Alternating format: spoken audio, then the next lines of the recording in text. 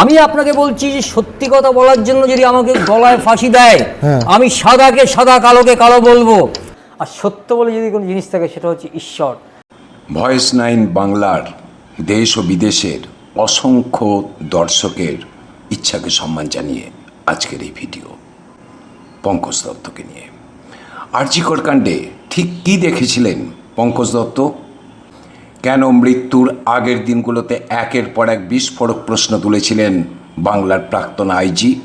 আর কারা অস্বস্তিতে পড়ে গিয়েছিল তার কথায়? কেন তার বিরুদ্ধে এফআইআর? কেন এত চাপ? কেন বিতর্ক? পঙ্কজ দত্ত কি শুধু একজন অবসরপ্রাপ্ত পুলিশ অফিসার ছিলেন, নাকি সিস্টেমের ভিতরের এমন কিছু সত্য তিনি জানতেন যা আজও অস্বস্তিতে রেখেছে অনেককে? আজ আমি খুঁজব আর.জি. কর নিয়ে পঙ্কজ দত্তের শেষ প্রশ্নের উত্তর।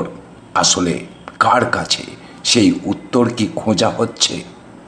আর.জি. কর কাণ্ডে ঠিক কী লুকানো হয়েছিল? কেন বারবার আঙুল উঠেছিল স্বাস্থ্য ভবনের দিকে? কেন তদন্তের প্রথম দিন থেকেই উঠেছিল এভিডেন্স ম্যানিপুলেশনের অভিযোগ? আর কেন একজন প্রাক্তন আইজি দিনের পর দিন টিভির পর্দায় বসে একই প্রশ্ন তুলে যাচ্ছিলেন? আমি তারক ঘোষ, আর আপনারা দেখছেন ভয়েস 9 বাংলা। আর.জি. কর আন্দোলনের সময় পঙ্কজ দত্ত কার্যত পুলিশি হেনস্থার শিকার হয়েছিলেন বলে অভিযোগ। তাকে মানসিকভাবে চাপে রাখা হয়েছিল, এরকম অভিযোগ উঠেছিল। কেননা তিনি প্রশ্ন তুলছিলেন দিনের পর দিন একটি বেসরকারি টিভি চ্যানেলে। শুভেন্দু অধিকারী তখন বিরোধী নেতা। শুভেন্দু অধিকারী প্রকাশ্যে কলকাতা পুলিশ ও রাজ্য প্রশাসনকে জন্য দায়ী করেছিলেন। বিজেপি নেতা সুকান্ত মজুমদার পর্যন্ত বলেছিলেন he died from the mental trauma. BJP এখন সরকারে। মানুষের প্রশ্ন, এবার কি পঙ্কজ দত্তের প্রশ্নগুলোর উত্তর খোঁজা হবে? কারা তাকে হেনস্থা করেছিল? তিনি কি জানতে পেরেছিলেন? আর.জি. কর নিয়ে তার শেষ প্রশ্নগুলোর উত্তর কি খোঁজা হবে? মানুষ জানতে চাইছে। আপনারা কি বলছেন লিখুন কমেন্টে। কেননা আপনারা নিশ্চয়ই পঙ্কজ দত্তকে চেনেন। একটি টিভি চ্যানেলে দিনের পর দিন তিনি যে প্রশ্নগুলো তুলেছিলেন তার উত্তর কি মিলেছে আর.জি. কর তদন্তে?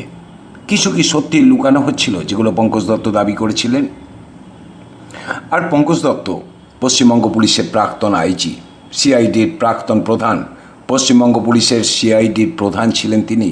আর মালদার এসপি হিসাবেও দক্ষ অফিসার ছিলেন, কড়া অফিসার বলে পরিচিতি পেয়েছিলেন। পরে কেন্দ্রীয় স্বরাষ্ট্র মন্ত্রকের ইন্টেলিজেন্স ব্যুরোতে আইজি পদেও কাজ করেছিলেন। আর 2011 সালে তিনি অবসর নেন।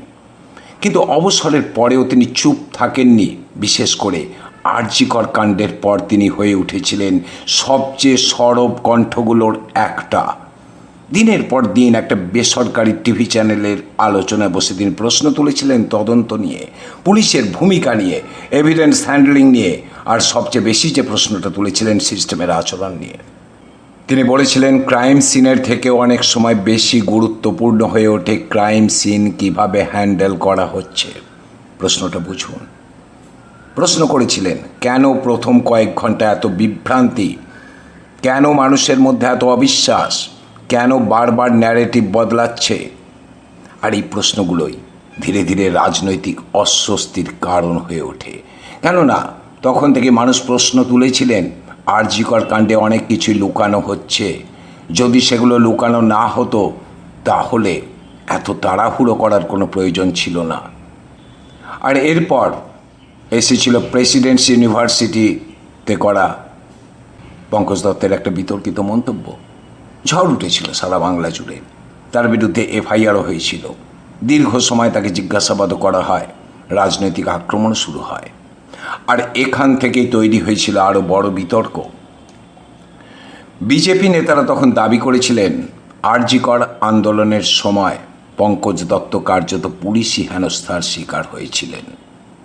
সোজা কথায় বিরোধীদের অভিযোগ অনুসারে একজন প্রাক্তন আইজি, যিনি সিস্টেমের ভিতরের মানুষ ছিলেন, তাকে দিনের পর দিন চাপের মধ্যে রাখা হয়েছিল, তাকে হেনস্থা করা হয়েছিল।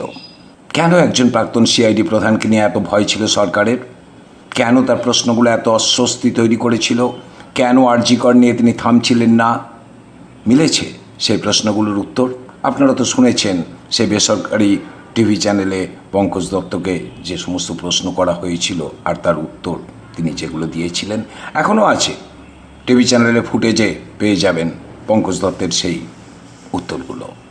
কিন্তু সেই প্রশ্নগুলো যেগুলো পঙ্কজ দত্ত করেছিলেন আরজি কর নিয়ে, স্বাস্থ্য ভবন নিয়ে, তার উত্তর কি পাওয়া গেছে? আর সেই কারণেই পঙ্কজ দত্ত শুধু একজন প্রাক্তন পুলিশ অফিসার নন, তিনি ছিলেন বাংলার রাজনৈতিক বিতর্কের একটা রহস্যময় অধ্যায়, একজন গোয়েন্দা অফিসার যিনি সিস্টেমকে ভিতর থেকে চিনতেন। আরজি কর কাণ্ডের পর তিনি একের পর এক তাই বিস্ফোরক প্রশ্ন তুলেছিলেন। তার প্রশ্নগুলো আবার বলি আপনাদের। তিনি জানতে চেয়েছিলেন কেন ঘটনাস্থল এত দ্রুত নর্মালাইজ করার চেষ্টা হলো। পাওয়া গেছে উত্তর। কেন হাসপাতালের সেমিনার রুম ঘিরে এত বিভ্রান্তি, কি ঘটেছিল সেদিন আপনারা জানেন, পাওয়া গেছে তার উত্তর। কেন প্রথম কয়েক ঘন্টায় তদন্তের ন্যারেটিভ বারবার বদলালো, আপনারা খুব ভালো করে জানেন। কিভাবে একের পর এক আরজি করের অভয়া মৃত্যুর কিভাবে হয়েছিল তা নিয়ে প্রথম থেকে একটা অদ্ভুত রহস্য ছিল। কেন স্বাস্থ্য ভবন শুরু থেকে ড্যামেজ কন্ট্রোল মোডে চলে গেল? আরজি করে একজন চিকিৎসকের মৃত্যু, অস্বাভাবিক মৃত্যু। তাকে প্রথমে আত্মহত্যা এবং পরবর্তীকালে জানা গেল ধর্ষণ করে তাকে হত্যা করা হয়েছে। বারবার অনেক অভিযোগ এসেছে, কিন্তু এত দ্রুততার সঙ্গে কাজগুলো করা হলো যেন আরজি কর তদন্তের রহস্য শেষ। সিবিআই, এর আগে আমাদের রাজ্য পুলিশ, কিন্তু কি পাওয়া গেল? সত্যি কি পাওয়া গেল আসল অপরাধীকে? একজন ছিল না অনেকজন? মেলেনি উত্তর।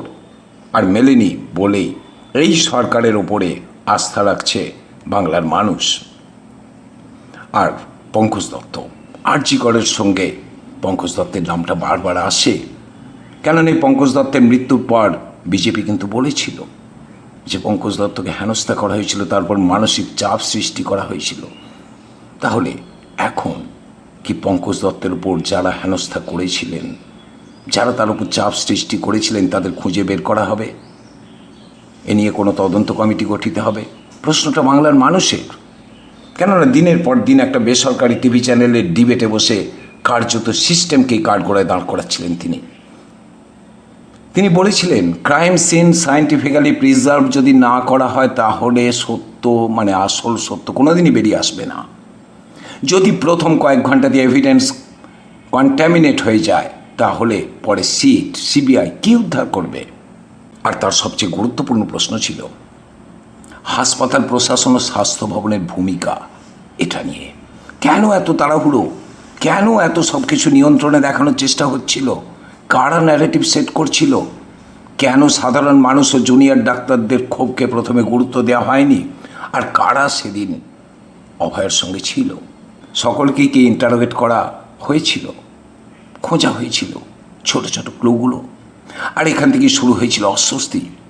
কেননা তিনি তো একজন রাজনৈতিক বক্তা ছিলেন না। রাজনৈতিক বক্তা হিসাবে এসব কথা বলেননি, বলছিলেন এমন একজন অফিসার হিসাবে যিনি নিজের জীবনে অসংখ্য তদন্ত দেখেছেন, যিনি জানতেন কোথায় এভিডেন্স হারিয়ে যায়, কোথায় প্রেশার তৈরি হয়, আর কোথায় সত্যকে ধীরে ধীরে অন্যদিকে ঘুরিয়ে দেওয়া হয়, একটা অন্য ন্যারেটিভ তৈরি করা হয়। পঙ্কজ দত্ত কি এমন প্রশ্ন তুলেছিলেন যার উত্তর স্বাস্থ্য ভবন, প্রশাসন কিংবা তদন্তকারী সংস্থাগুলোর কাছে আজও স্পষ্ট নয়? ভাবুন আপনারা, লিখুন কমেন্টে। তিনি বারবার একটা কথাই বোঝাতে চাইছিলেন, মানুষ এখন শুধু রিপোর্টে বিশ্বাস করছে না, মানুষ আচরণও দেখছে। ক্রাইম সিনের আচরণ, পুলিশের আচরণ, স্বাস্থ্য ভবনের আচরণ, প্রশাসনের নার্ভাসনেস, আর সেখানে ভয় তৈরি হয়েছিল। কারণ আরজি কর কাণ্ড শুধু একটা ক্রিমিনাল কেস ছিল না, এটা হয়েছিল পাবলিক ট্রাস্ট কলাপসের প্রতীক। আর তারপর নেমে এলো তার জীবনের শেষ অধ্যায়।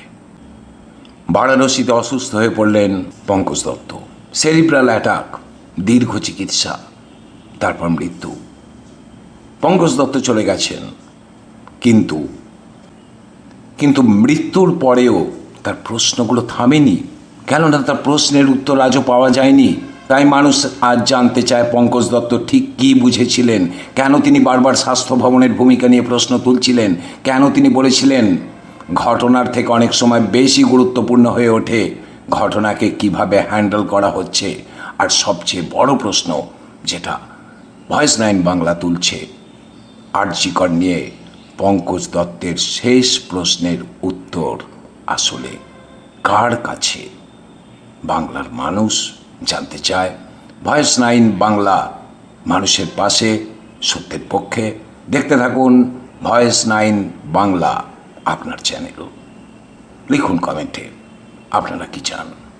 পঙ্কজ দত্তের উপর কোনো তদন্তের আদেশ নতুন সরকার দিক, লিখুন।